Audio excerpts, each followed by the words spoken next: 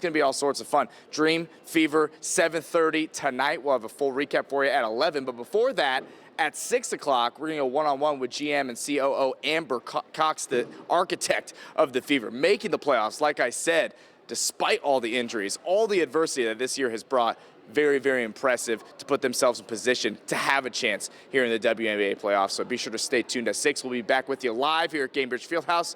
For now, though, from inside to outside, the sun is shining, the birds are chirping, the Fever are in the playoffs. Sam Johnson, what do you got for me? And Dom, the wind is blowing. It's a beautiful night here outside Gainbridge Fieldhouse, and the pre-game party has officially started here on the plaza. This is free for fans to come down, be part of the celebration before we head inside and check them out. We are playing basketball. We're trying on jerseys. There's all kinds of fun for the family. Kids of all ages have been here throughout the day, too. One thing we know about the Fever, they like their swag. So come with me. Come over here. Let me show you something pretty cool, okay?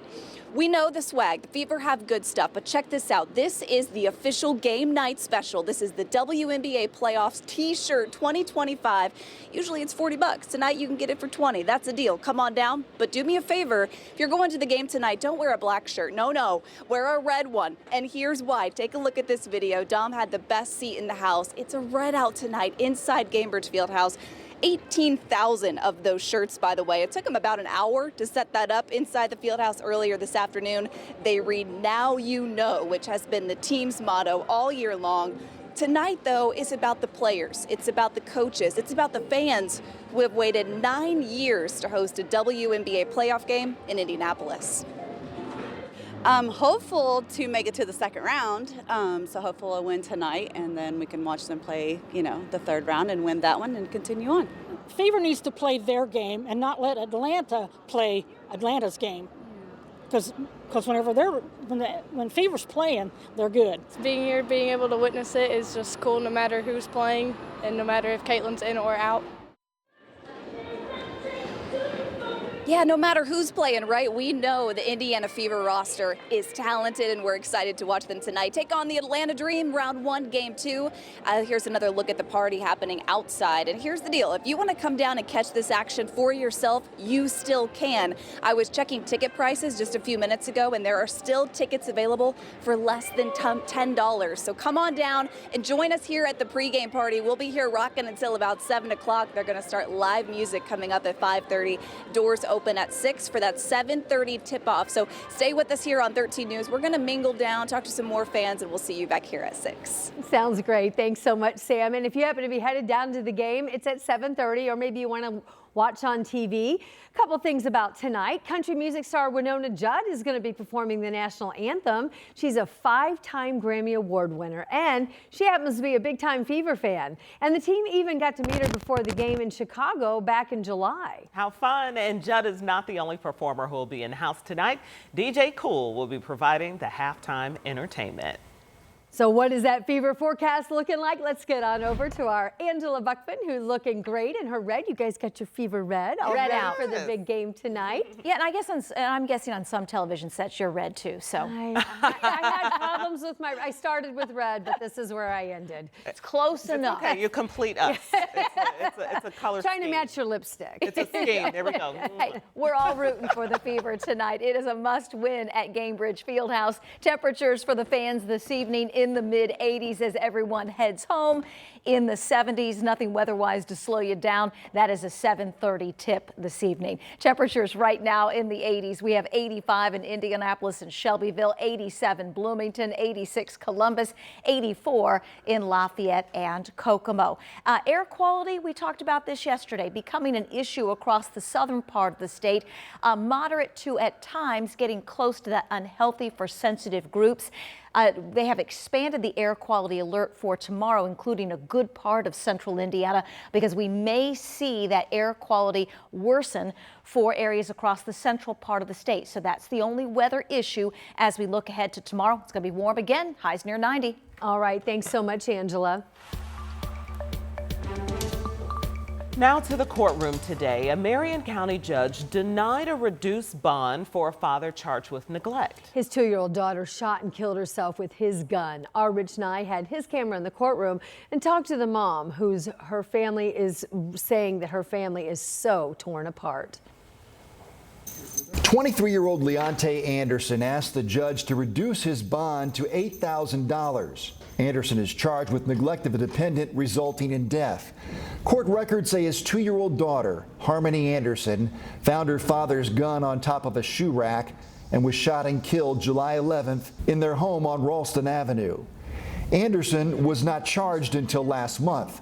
U.S. Marshals tracked him down in Chicago. The prosecution questioned Anderson in court Tuesday. When the warrant was put out for your arrest in this case, you threw away your phone, is that correct? No. And isn't it true that you picked up a new cell phone with a new cell phone number once the warrant was put out for your arrest in this case? No. And isn't it true that you fled to Chicago once this case was filed and a warrant was put out for your arrest? While arguing against bond reduction, the prosecution said that Anderson is a suspect in another crime and said that while he was in Chicago, he was calling the Marion County Jail and talking to an inmate there about drug dealing. The defense objected, and the judge struck those comments from the record. The judge left Anderson's bond at $40,000 cash. The court finds that you fled to Chicago to avoid the warrant and that you're a serious risk to flee the jurisdiction if you're released. Harmony's mother watched the hearing and called me later providing photos and wanting people to know that Anderson loves and provides for his children. The accident that happened was tragic, but the picture that they are trying to paint is not right. As if he was just this neglectful person. He didn't care or try for his kids, a family of 4 being broken apart. The couple also has a 4-year-old son in DCS custody since the shooting. In Indianapolis, Rich Knight, 13 News. So Anderson now is due back in court next month. If convicted, he faces a 20 to 40-year sentence.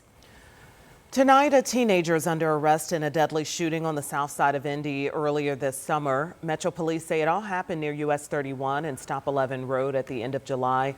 Officers were first called to the scene on the report of a car crash. But when they got there, they found the driver, 20-year-old Adir Hernandez Rivera, shot inside the car.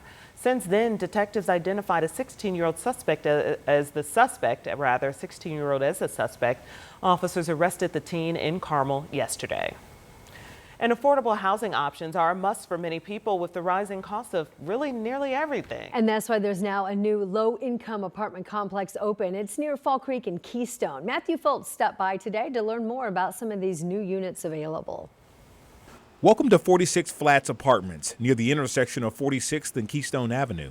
We think it's a transformative project that's providing 173 homes to individuals, making between 50 and 60% of the area median income. So we're excited about the impact the project has had and the impact that it'll have on families that live here. Matt Gaddis is with House Investments. They partnered with the city and Affordable Housing Incorporated to help get the project up and running. On Tuesday, city leaders officially celebrated the opening of the apartment complex that started moving in tenants earlier this year. I ride by that property every day, and I've seen the development over the last 2.5 years. Very excited to see people actually living in some quality at an affordable price. The new apartments are in District 8, which City County Councilor Ron Gibson represents, something he's been pushing more of across the metro. This is probably my 5th development in terms of affordable housing in District 8. So we got a lot more work to do.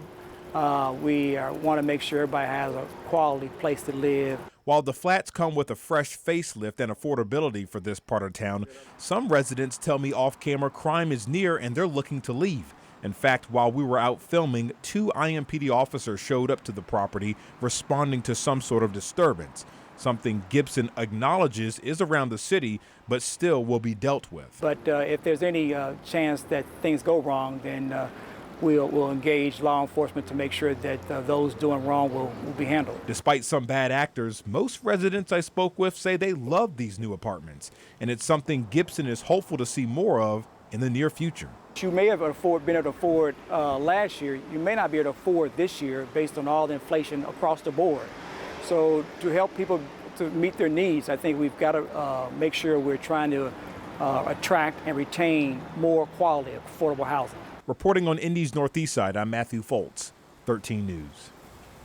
Councilor Gibson told Matthew that there's going to be another groundbreaking next week on more affordable housing in his district, eventually bringing 70 new houses to the Martindale-Brightwood area.